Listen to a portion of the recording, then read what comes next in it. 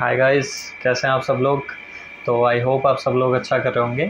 और आज हम लेके आए हैं फिर से एक नई टेक्निक लेकर आए हैं स्टडी की, जिससे कि आपकी स्टडी और इम्प्रूव हो सकती है और आप किस तरह से चीज़ों को अच्छे से याद कर सकते हैं। मेनली ये तरीका कि जिससे आप चीज़ों को फास्टली लर्न कर पाएंगे और आपको वो अच्छे से रिटेन भी रहने वाली है एंड तक।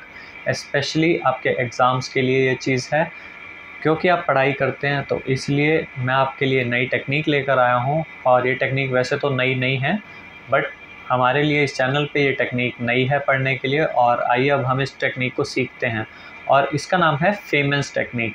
फेमेंस टेक्निक के बारे में बताने से पहले मैं ये बताना चाहूँगा कि जब मैंने इस टेक्निक को स्टडी किया तो मुझे पता चला कि ये टेक्निक तो हम में से कुछ लोग ऑलरेडी अप्लाई कर रहे थे। लाइक जब मैं अपनी सीए फाइनल की स्टडी कर रहा था तो मेरा फ्रेंड भी कहीं ना कहीं इस टेक्निक को यूज़ कर रहा था, बट उसे उस चीज़ का नाम नहीं पता था। लेकिन हाँ, वो मेरी वीडियोस देखता है तो उसे पता चलेगा, तो वो अब समझ जाएगा कि हाँ, मैं उसी की बात कर रहा हूँ। तो हम उस टेक्निक के बारे में आपको बताते हैं। फेमेंस टेक्निक एक्चुअली आई कहाँ से? फेमेंस टेक्निक आई रिचर्ड फेमैन से। रिचर्ड फेमैन के बारे में बताया जाता है कि वो एक फिजिसिस्ट थे। फिजिसिस्ट मतलब जो फिज़िक्स में एक्सपर्ट होते हैं, लेकिन उनका मैथ्स में भी बहुत इंटरेस्ट था। और वो पता है क्या करते थे, वो अपने टाइम में मैथ्स के प्रोफेसर्स के पास जाते थे और उनको कहते थे कि आपकी कोई भी प्रॉब्लम है आप मुझे बताइए, मैं सॉल्व कर दूंगा।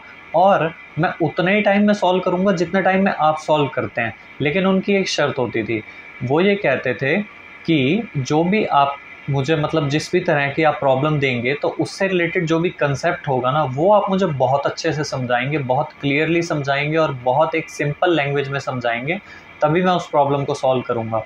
और मैथ्स के प्रोफेसर से एग्री कर जाते थे।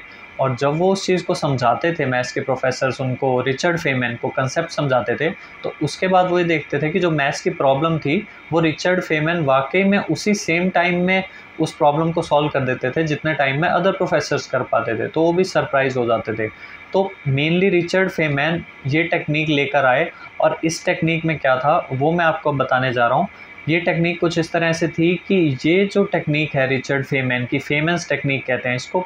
इसमें क्या होता है कि सबसे पहले आपको कोई भी अपना टॉपिक चूज़ करना है कि आपको किस टॉपिक के बारे में समझना है। जैसे आप कुछ भी स्टडी कर रहे हैं तो कोई भी एक पर्टिकुलर टॉपिक होगा, वो आपने उठा लिया। अब उसके बाद आपको उसे स्टडी करना है, आपको उसे लिख कर भी देखना है, और आपको उसे इस तरह से बोलना है, मतलब प्रोनाउंस करना है कि आप जैसे किसी को समझा रहे हो। क्योंकि मैंने आपको पहले भी बताया था कि मेरा फ्रेंड भी ये टेक्निक यूज़ करता था। तो अल्टीमेटली इसमें होता यही है कि आप किसी चीज़ को पढ़ते हैं, उसे लिख के उसके नोट्स बनाते हैं, और उसके बाद आप उसे किसी को समझाते हैं। और फेमस टेक्निक में मेनली ये चीज़ होती है कि आपने कोई भी चीज़ पढ़ ली, कुछ भी समझ लिया, उसे मतलब आपने लिख लिया, लिखने के बाद आपने उसे किसी को समझाया। तो इसमें मेन चीज़ ये है कि आपको उस चीज़ को रिव्यू भी करना है कि आपको वो चीज़ खुद को भी ठीक से समझ में आ रही है ना। फॉर एग्ज़ाम्पल क्या होता है कि हम जैसे किसी को मतलब हमें कोई कंसेप्ट समझाना है, तो मैंने एक जगह पे पढ़ा था, वहाँ पे ऐसे कहा गया था कि अगर आप किसी को कोई कॉन्सेप्ट समझा रहे हैं, फॉर एग्ज़ाम्पल आप एक छोटे बच्चे को, एक 5th क्लास के स्टूडेंट को कोई कंसेप्ट समझा रहे हैं, तो आप उसे इतना ईजी वे में समझाएं कि उसे समझ में आ जाना चाहिए। अगर उसे समझ में आ गया तो उससे ये पता चलता है कि आपको भी कंसेप्ट की क्लैरिटी पूरी है, कि मतलब आप उस कंसेप्ट को उस सिंपल लैंग्वेज में समझा पा रहे हैं। तो फेमस टेक्निक मेनली यही है कि आप कोई भी टॉपिक जो आप चूज़ करते हैं उसे आप लिखते हैं, लिखने के बाद आप उसे खुद पढ़ते हैं, समझते हैं, और उसे इस तरह से बोलते हैं कि आप किसी दूसरे को समझा रहे हैं एक ईजी वे में। और फिर जो आपने लिखा है आप उसी प्रोसेस को, मतलब समझाने के प्रोसेस को आप दोबारा से रिपीट करते हैं। उससे ये होता है कि आपको खुद को पता चलता है कि आपको वो चीज़ कम्प्लीटली समझ में आई है, या फिर कुछ एरियाज़ अभी भी ऐसे हैं, या उस मेन टॉपिक में से कुछ सब टॉपिक्स ऐसे रह गए हैं जिसमें आप लैग कर रहे हैं।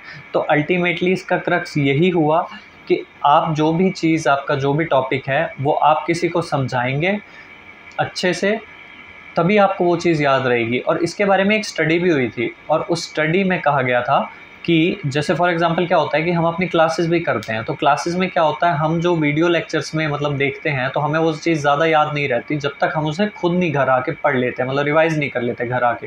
क्योंकि हम वहाँ से सुन के आए ना, तो हमें वो कितना रिटेन रहता है, मैक्सिमम 5%, मतलब अकॉर्डिंग टू अ स्टडी ये एक एस्टिमेट है कि आपको 5% ही रिटेन रहता है। लेकिन अगर आप उसे आके खुद से पढ़ लेते हैं तो वो आपको 10% तक रिटेन रहता है।